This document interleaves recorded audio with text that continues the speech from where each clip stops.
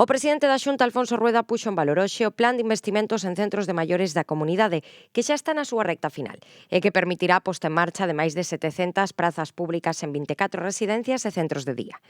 Ademais, avanzou que esta iniciativa terá continuidade cun novo plan de residencias, que comezará o seu desenvolvemento en setembro e que sumará outras 1.800 prazas á rede pública autonómica. Nos dixemos no Parlamento que en canto rematara esta etapa de 24 residencias de golpe, 700 plazas, había que empezar coa seguinte.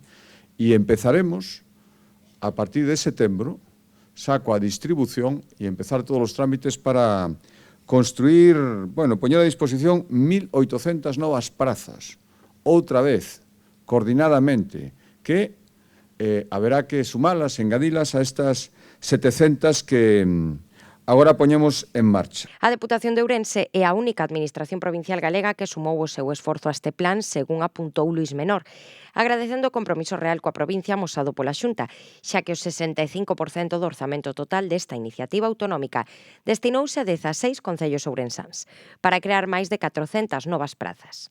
A Diputación, nun momento determinado, demos un paso para adiante que, de acordo con o noso orzamento, pois é un paso moi importante.